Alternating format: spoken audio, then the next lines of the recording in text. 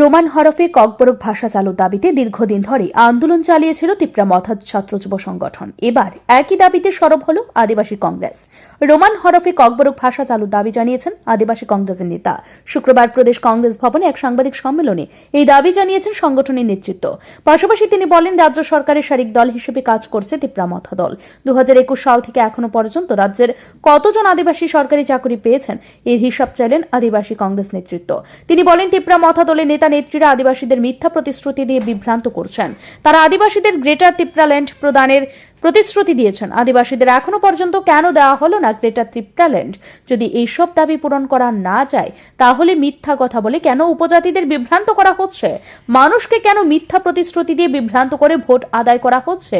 আদিবাসী কংগ্রেস নেতার অভিযোগ, আদিবাসীদেরকে একের পর এক মিথ্যা কথা বলে তাদেরকে ভুল বুঝিয়ে ভোট আদায় করছে, কাজের কাজ কিছুই করছে না। এডিসি এলাকায় নেই ভালো কোনো রাস্তা, নেই পানীয় জল, নেই চিকিৎসা পরিষেবা ইত্যাদি। তিনি বলেন, এডিসির ভিলেজ কমিটি নির্বাচন করছে না, আগের কমিটিগুলি কাজ করতে পারছে না, অথচ তিপ্রা মথা দলের নেতাদের কোনো হেলদোল নেই, মানুষ কাজ পাচ্ছে না, আর মন্ত্রীরা বিলাসবহুল জীবন যাপন করছেন। তিনি বলেন, 2021 সাল থেকে রাজ্য সরকারের শারীরিক দল হিসেবে বিধানসভায় আছে তিপ্রা মথা, কিন্তু আদিবাসীদের উন্নয়নে এই দলের নেতা নেতৃত্বের কোনো ভূমিকা নেই। 2021 সাল থেকে ত্রিপুরা মথা নামক একটা এডিসি প্রশাসনে আছেন ক্ষমতাসীন।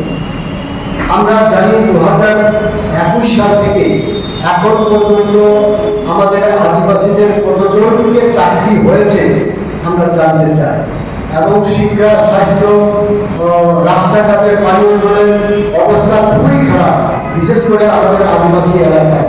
দুদিন পর পরে আমরা দেখি রাস্তাঘাট আন্দোলন করা, আর দুদিন পরে আমরা দেখি ইলেকট্রিসিটির জন্য আন্দোলন করছে মানুষ, স্কুলের জন্য আন্দোলন করছে, রাস্তাঘাট করছে, এইভাবে চলছে। একদিকে রাজ্য সরকার, অন্যদিকে এডিসি প্রশাসন, উভয় সরকারের কাছে আমরা জানতে চাই কতজনকে চাকরি দেওয়া হয়েছে। এবং কিছুদিন আগে যেটা সাবজেক্টের চাকরি দেওয়ার জন্য তারা যেটা ব্যবস্থা করেছে, প্রশ্ন লিগ আউট হওয়ার পর থেকে এখানে কোনো চাকরির ব্যবস্থা হয়নি। সাংবাদিক সম্মেলনে উপস্থিত ছিলেন আদিবাসী কংগ্রেসের রাজ্য স্তরের অন্যান্য নেতৃত্বরা। ব্যুরো রিপোর্ট, ঋদ্ধি নেটওয়ার্ক।